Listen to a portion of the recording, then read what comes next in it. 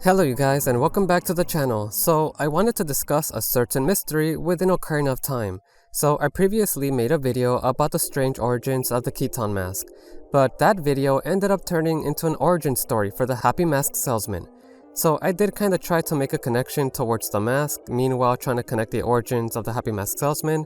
I know it's pretty confusing, but go ahead and watch that video if you guys really want to check it out. But for today, we're gonna look at yet another mask within the Happy Mask shop, and this one is going to be a bit more creepy, because today we're gonna be looking at the disturbing details behind the spooky mask. So thanks again for joining me today, and let's get started.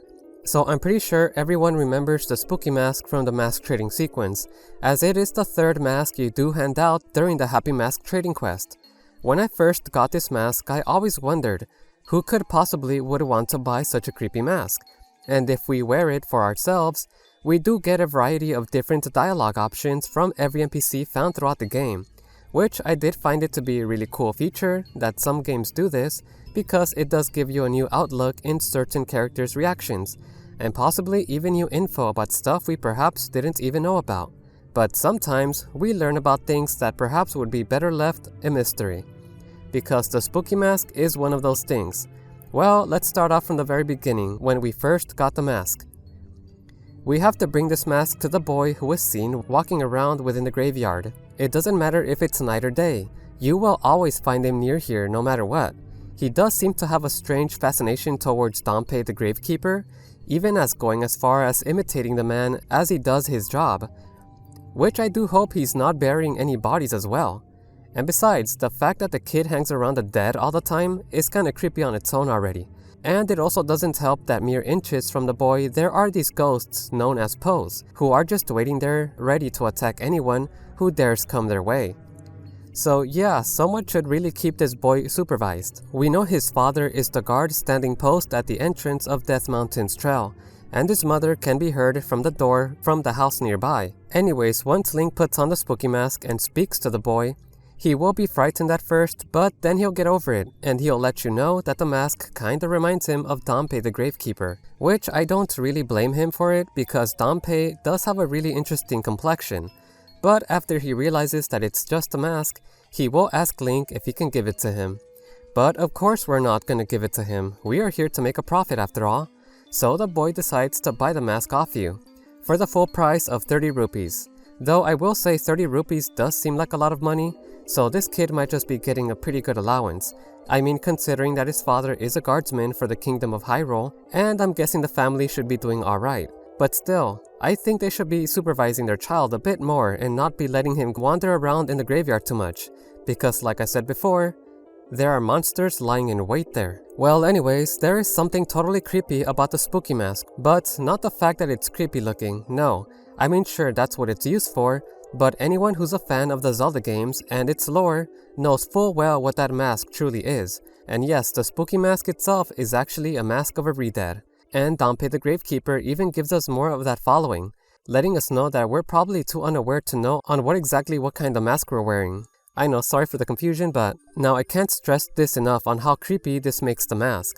The fact that it's not a copy or some fake, but that it's the real deal. Because when you stop to consider where exactly we find this re-dead's mask, certain red flags will start to go off. And then we start to ask some pretty obvious questions. Because wouldn't you think that this mask would be found somewhere underneath a well? Or maybe in the creepy caverns underneath a graveyard, known as the royal family's tomb. Or maybe underneath a well, who knows. But no, we don't find the mask there at all. The very first place we do encounter the spooky mask, well, you guessed it, the Happy Mask shop. And I mean sure, that doesn't sound too bad. The Happy Mask salesman is known for collecting masks. It's kind of his thing, right? But when you also stop to consider on what lengths he is willing to go through to obtain a mask that he wants, then I think a lot of us might just be underestimating this guy a bit too much. So let's think about this for a bit. This is the same man who carried around a dangerous mask such as Majora's Mask with him. And he even further explains that he might have gotten the mask from a dangerous group that did hexing rituals. So my guess, he must have gone spelunking within some ancient ruins or maybe a temple and ran into the mask. So talk about over-dedicating yourself for his little hobby. But even so, you get the idea. There is no line that this guy won't cross just as long as he gets his mask. no matter how dangerous the mask is, no matter how dangerous the journey. So I bet you're wondering what this has to do with the spooky mask. Well, remember how I said that the mask itself is the real deal? Well, just how exactly did he get his hands on it? Because we do see it being sold in his shop. Why?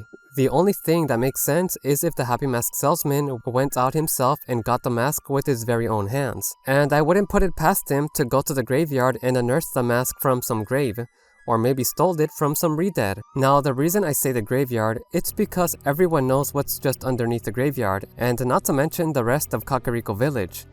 Down there, you will find a creepy network of dungeons and caverns, places that connect to the bottom of the well to the Shadow Temple. Oh, and let's not forget about the infamous Royal Family Tomb. All locations where re-deads like to thrive in.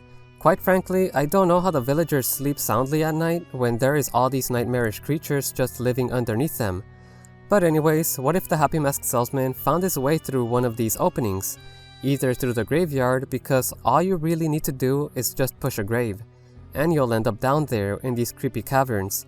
And that's proven as well by Dampé the Gravekeeper as well, as when you play as Adult Link and you end up in a secret location underneath the graveyard, you can see Dampé there, or at least his ghost, leading the way to his treasure known as the Hookshot. So yeah, the fact that he knows his way through here kinda lets you know that he's been exploring these areas probably ever since the Child Link's era.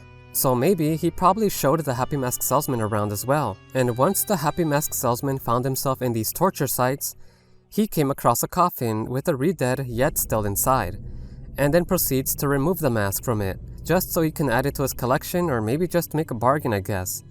I mean, he was willing to get Majora's masks, so doing this should be easy for the guy. Now, if we think about it, the Happy Mask salesman might just be the only character who probably saw the face of an actual re-dead. But yeah, when you put it that way, the Happy Mask salesman and his little shop does start to come off as pretty sketchy.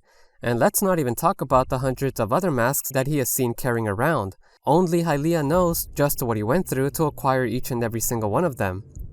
But yeah, the spooky mask might have some pretty dark origins, but I'm just saying that considering that this is just a theory. But I do think we can all agree though that the Happy Mask salesman is even creepier than any of the masks we perhaps ever found in this game. And that's not even the worst of it. This guy literally stole the mask from a re-dead and still bothered to put it up for sale. Because, you know, everyone is so eager to wear a mask that was worn by one of these things, especially with their rotten teeth. And to top it off, we ended up selling it to this poor child, without realizing just what kind of abomination we sold to the kid. But we did get 30 rupees out of it, so I guess. But yeah, you really can't blame Link for this one, he was just as unaware as we were. So, see what happens when you go down the Zelda rabbit hole for too long? You start to find theories like this. So if there's a victim here, it's not me, it's not you, it's this poor child. And who knows, maybe the spooky mask screwed the boy up that he became too interested for the dead. Or was cursed by the re-dead, who knows? Which makes the theory where the poke collector being this same child all that more believable, I think. But that's a video for another time, I guess. So what did you guys think about this theory? I know it's a bit of a stretch, but do you guys think that the Happy Mask salesman is ballsy enough to actually steal the mask from a re-dead to add it to his collection? Now make sure to let me know in the comments, and with that, I thank you guys for joining me today, and I've been Speculate, and I'll see you guys on the next one. Take care.